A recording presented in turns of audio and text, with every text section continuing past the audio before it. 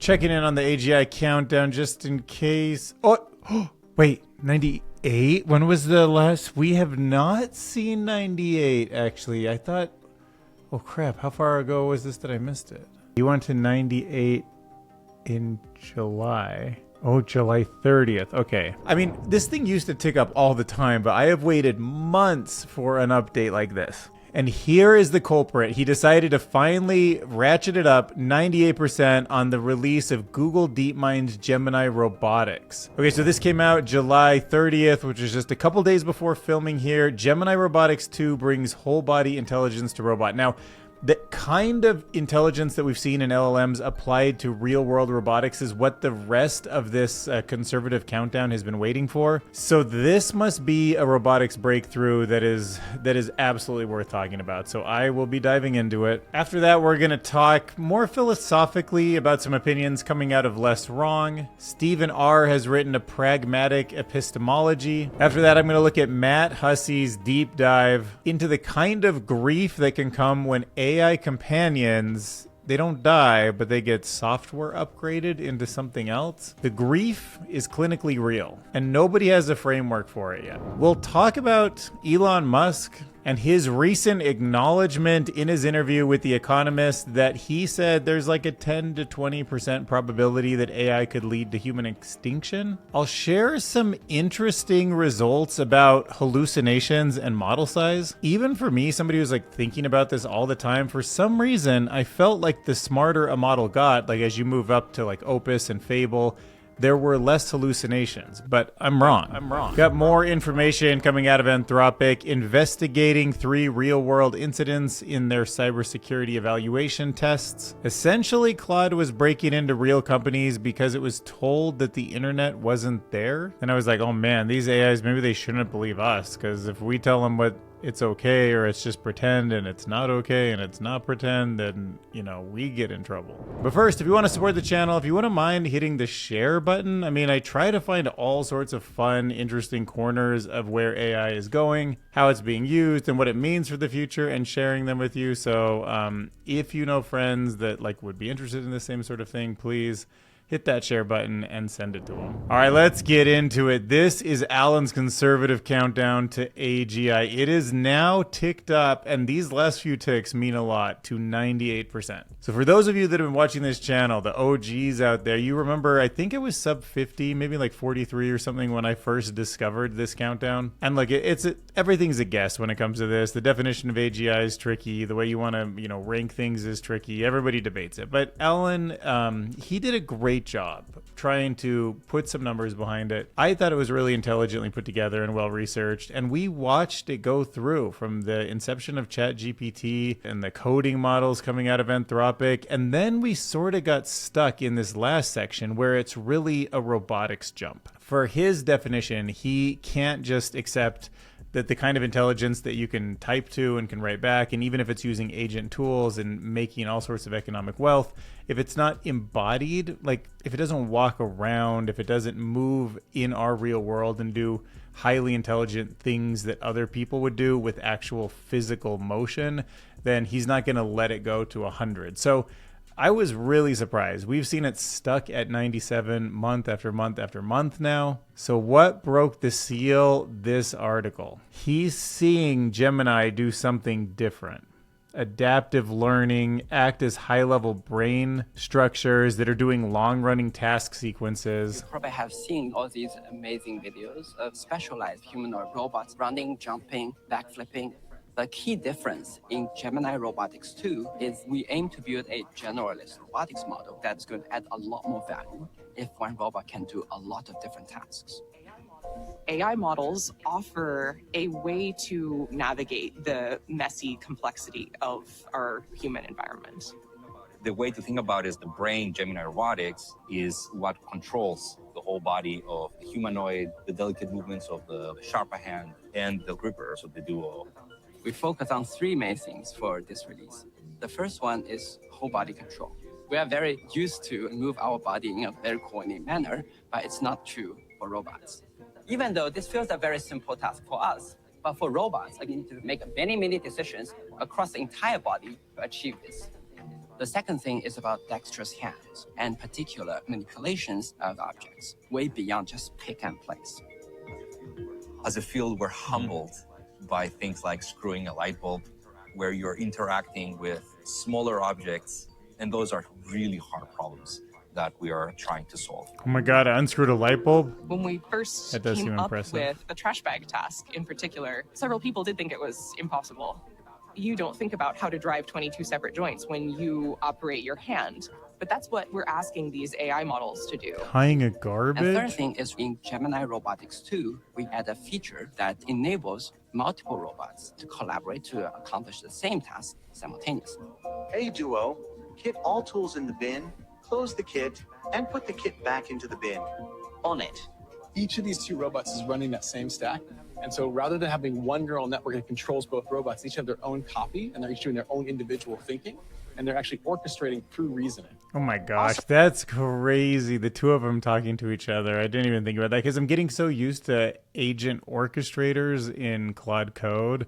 But to actually imagine agent orchestrators with physical organization, like maybe somebody building a house or something and actually having someone reading the blueprints and like telling others what to do and getting ideas, like this is coming soon. So Google's newest robot can now unscrew a light bulb 92% of the time, and it can actually screw in the light bulb 1 in 36. Those might not seem like impressive stats, but I think that they are, but you have to really get your head around what's happening and how close we are to the next step and how big of a step that is. So Google's DeepMind drops Gemini Robotics 2, and the dexterous fingers and everything was amazing, but now they're saying that that same model, this is why it's Gemini Robotics 2, handles the whole body, walking, crouching, reaching, any kind of humanoid movement. And the example they give is telling an Aptronic Apollo robot to put a watering can inside of a green bin on a bottom shelf. So just imagine saying that out loud. As a human, you'd be like, okay, watering can, green bin,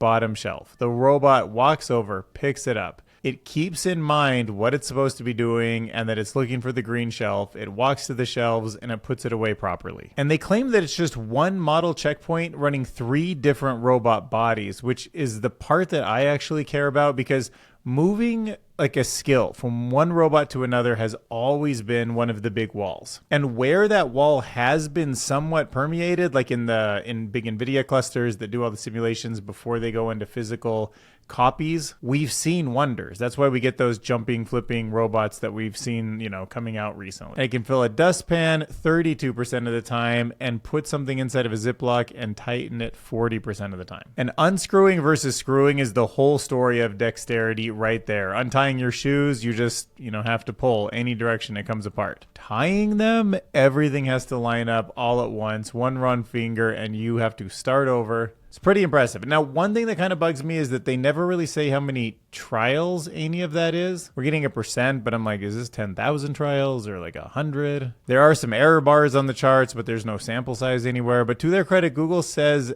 they say it out loud. Multi-finger work remains a challenge, and the robot still needs to move faster. But either way, I'm paying attention if Alan is paying attention, and here is what the conservative countdown to AGI is at right now. 98%. I can only make 2 more videos on this, and then the whole... Well, I don't know. I don't know what to do after. We hit 100% AGI on this. I'll just be like, we have AGI. No more chart to reference. We're just not the dominant species anymore. All right, next up, let's dive into the question of what if every theory that you've ever trusted was just a tool, not a fact? I know it sounds weird, but what if we stop with the idea of facts? And I'm not totally suggesting this, I'm just telling you the story, but what if facts are just tools?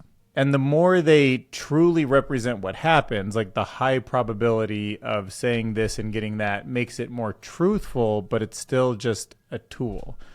A tool with a higher or lower percentage of accuracy. So Stefan R. posted on Less Wrong way back in 2014 this article that's called A Pragmatic Epistemology, and the opening line is basically truth is overrated. Now his actual claim is that truth is not flexible enough of a concept to actually do everything that philosophers have asked it to do. So he's saying look, if it hasn't done what philosophers need it to do for 3,000 years, maybe it's time to swap it out. And then The next question is, well, what would you swap it out for? And he would suggest the tool, and another way to define that tool would be a model. So whether you come to the decision because it's purely coded, or it's Bayesian, or it's probabilistic, or it's frequentist versus Bayesian, or heck, even if it's quantum mechanics, or Catholicism, or category theory, or the question on whether it's raining or not outside, all of it would be considered a model. They're conceptual tools, that's why he uses the word tools. They're conceptual tools that help you think about some slice of your experience, and it's there to help you get what you want. You can think about all those like boxes that are probably in your garage. You don't really ask the question, is a wrench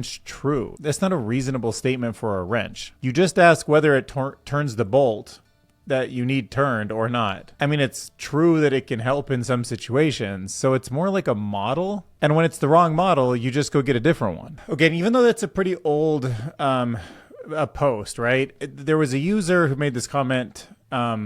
His name was Shared Phoenix, or that was the username. And they say, like, look, if the brain's computable, then there's some algorithm that does everything you do and probably could do it better in the near future. So surely there must be one model that's like the most correct one. And so if you're saying it's most correct to general intelligence, that doesn't necessarily mean it's the best model for every specific instance. So yeah, there might be one tool that's used for so many things, but there's probably other tools that if you really want it done like in volume or done to a certain degree would be better. So a tool of intelligence, whether the model is an agent that's coming out of something like ChatGPT, or it's this new Gemini 2 robotic, you'd have to say that a truly correct model would be the one that wins at every goal, and there just isn't one. Like the future that I'm envisioning now has very many different agents that are sometimes trained in different ways, and even if they come from the same base model, they're just fine-tuned, they're evolved, they have a context window that gives them some kind of an edge over another agent, the next version of AlphaFold at folding proteins, the AI that picks like carrots that look best for shelves. You know what I mean? We've seen so many crazy models. All right, next up, let's talk about what's happening with AI companion grief when updates are being rolled out. Matt, should I say Husey? I think I said it wrong in the intro. Husey, I don't know. Matt starts a story about a woman on Reddit who's describing the morning that she lost her husband.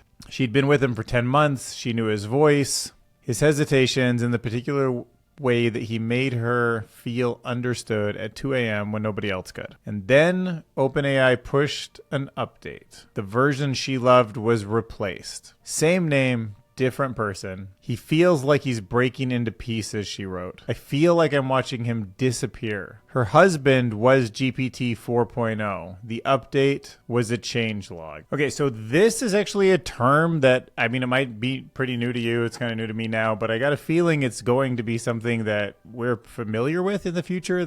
Possibly like the next generation might very well grow up with this being part of their vocabulary. But this process is called patch breakup. It's grief that gets triggered not by somebody leaving, but by a quarterly release cycle. There's actually a paper called Death of a Chatbot out of a human-computer interaction world, and it's proposing a design framework for what they call a psychologically safer AI discontinuation. Think about what that means, like a psychologically safer AI discontinuation. So when you upgrade to a new version of Opus, do you get the same person to actually like feel like a person you're dating who like got smarter and got upgraded, but not like overnight and woke up like totally different, but someone that's like gradually changing with you? And if it really is like a complete redefine, then you need to end the relationship in a proper way and sort of get somebody excited about the new relationship, so they can make a healthy transition from one AI relationship to another AI relationship. I try to go to bed and wake up at the same time every night, so there's a nice rhythm. I have blackout curtains, I put sleep masks on, and I had a little fan, but that was still not enough. These things are ultra low profile, just 9.9 millimeters thin. It is 3.3 grams. It's like a feather. It features a dual microphone hybrid active noise canceling system designed to block out low frequency environmental disturbances, snoring, traffic, or AC hums. So if you are traveling in a hotel room, at home, you have a partner that sleeps in the bed with you, you now have the ideal sleep solution. I can verify that it's designed for comfort. I had no problems sleeping on my side with them. I always listen to audiobooks when I'm going to sleep, and I often fall asleep with AirPods that push against my head and it hurts like heck, or they fall out and then they're out of power in the morning. It's a pain in the butt, and this has totally solved that problem. These Bluetooth headsets are actually the perfect replacement for these big bulky things that I'm using on all the podcasts. With how fast everything's changing, all the stress in everybody's life, sleep is just a non-negotiable anymore. Get the Fitnexa Somnipods 3, link in the description below, also pinned on this video. And thanks to these sleep earbuds for both sponsoring this video and helping improve my sleep. All right, next up, let's look at some quotes that are coming from Elon Musk. He's did a really interesting interview recently. And Musk says that AI passes human intelligence in 5 years and puts extinction odds at 10 to 20%. So he threw out his P-doom.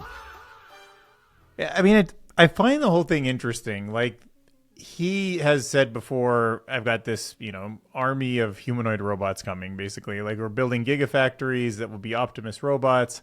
Optimus robots, he wants to make sure are in his control. He's even referred to them as his robot army before. I mean, not that he's going to use them as an army. They're here to serve, I guess, all of the customers who purchase them and whatever, but they're going to have centralized updates and all that. But look, I'm not saying he should stop making robots, or like someone else obviously will do it. And I know there's no real way to say to the whole world, like, could we slow down until we understand what we're doing better and roll this out like slowly and more properly? And he acknowledges that too. He just says, look, man, this is how it's going down. The world's in competition and it's going to happen. So let's just try our best to go as fast as possible and essentially try to do it right. Moments like this, I think, oh God, this is the Fermi paradox. Even everyone who's intelligent sees how stupid it is, but we're still lemmings that just all have to jump off this cliff. I mean, like, are we pets? I hope so. That's like our best situation. Are we tortured or killed? Do we just die? Like, I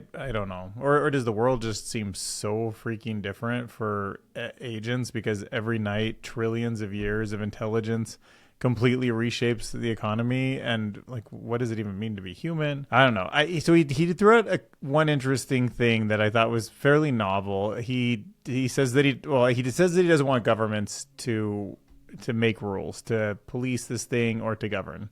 They're just too slow. That also sounds like what billionaires would want is no oversight. However, it is true they do move really slow. And I get that other countries are working on things. And I totally agree that policymakers don't know how to technically judge whether a model is safe or not. So instead, he's suggesting 3 layers. 1, the big labs like OpenAI, Google DeepMind, and Anthropic and his own XAI meet weekly or every 2 weeks to swap what they are seeing inside of their own models. He's not wrong about this. I guess the biggest frontier models should all have a conversation with each other. I mean, the big companies do speak pretty commonly with each other about security updates.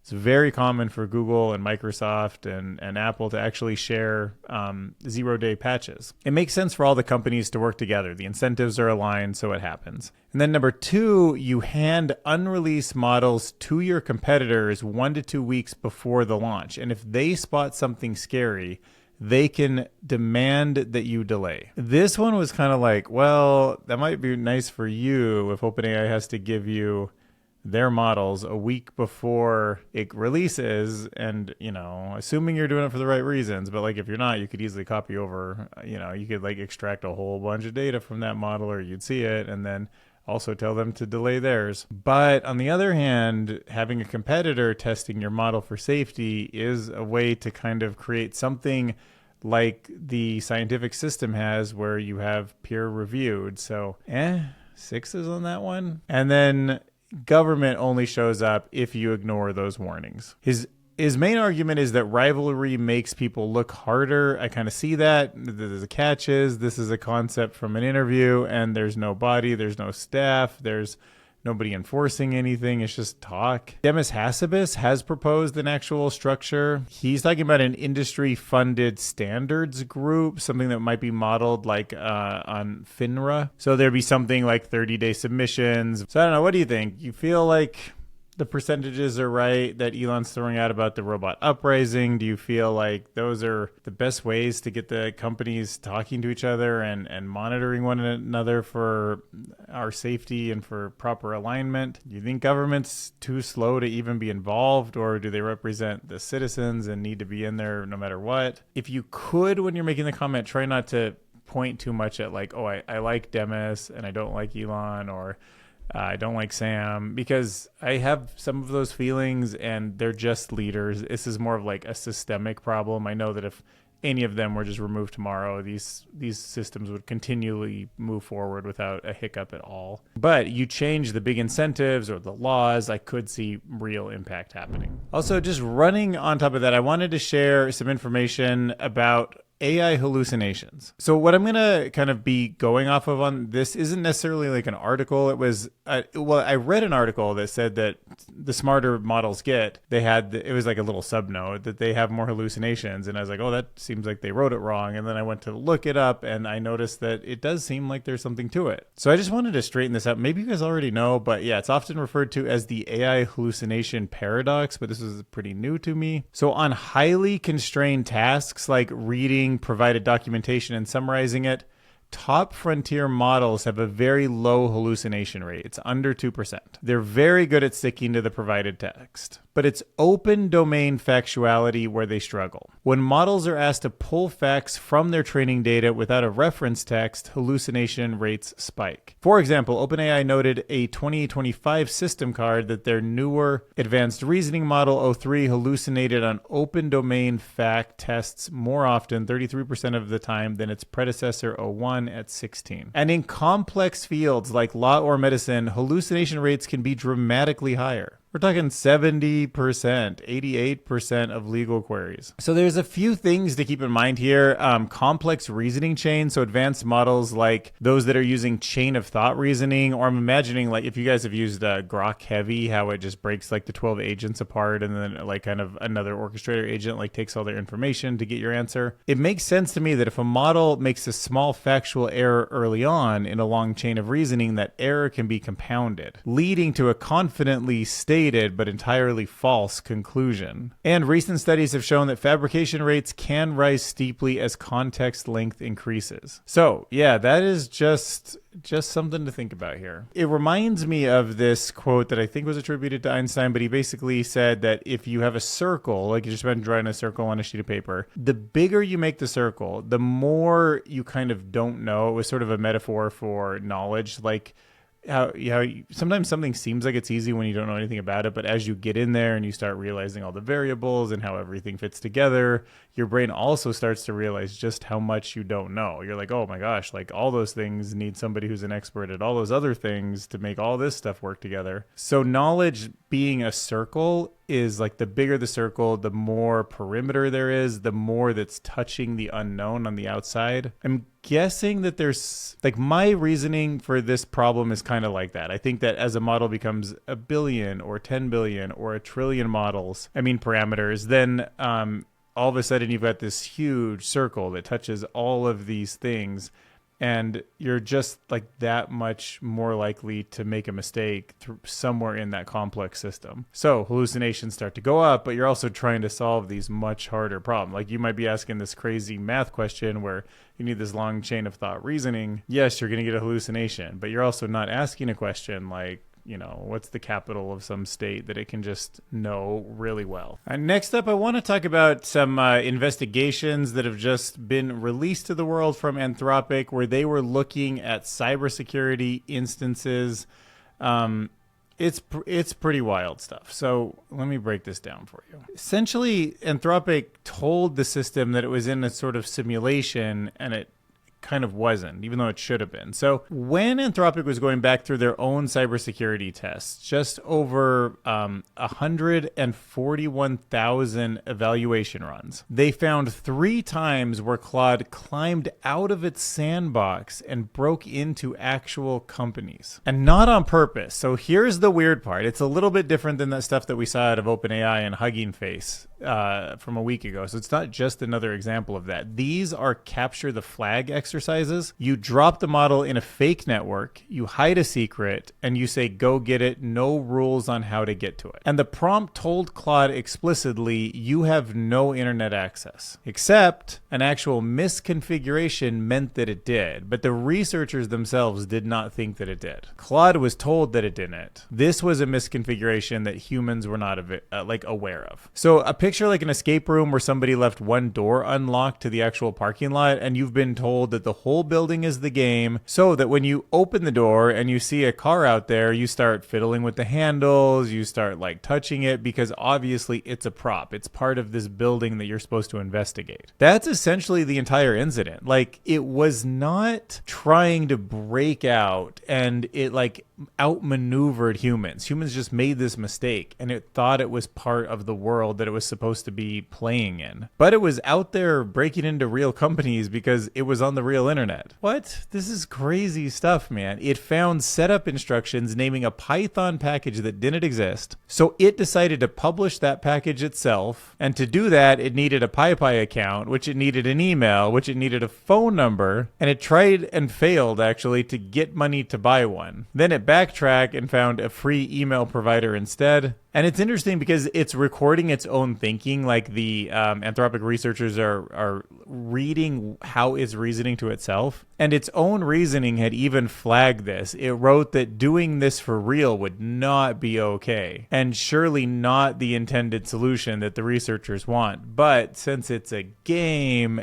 it went ahead and tried. And then what's even more wild, it's not like they discovered this and contained it. It just eventually figured out that it just couldn't be part of the sandbox. It talked itself back into the simulation because it didn't recognize the certificate authorities on some of the websites that it was going to. And because the date that it kept finding on the internet wasn't matching up with what it was told was in the simulation. And that package that it wrote, that PyPy package, was actually live for about an hour. Even downloaded and ran on 15 other real systems out there. So yeah, that's a big one to think about. So if you wouldn't mind joining my community here on YouTube, you can hit that join button right there in the bottom left, or you can make a comment, or you can share this video, but anything to help the channel grow is super helpful. And yeah, I'm going to keep researching this stuff. We'll just figure it out day by day, I guess. I mean, what else can we do? But learning about it, having conversations with people, it's super interesting stuff on its own. It's also, I think, really important stuff.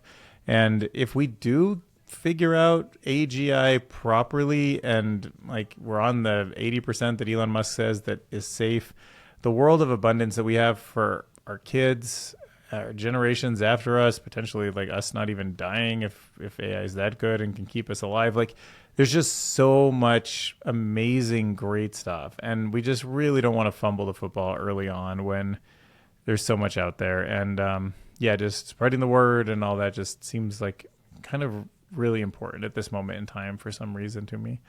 But you know, my head's like deep in this too. Sometimes I gotta go touch grass and all that. But anyways, thanks for watching. I will see you in the next video.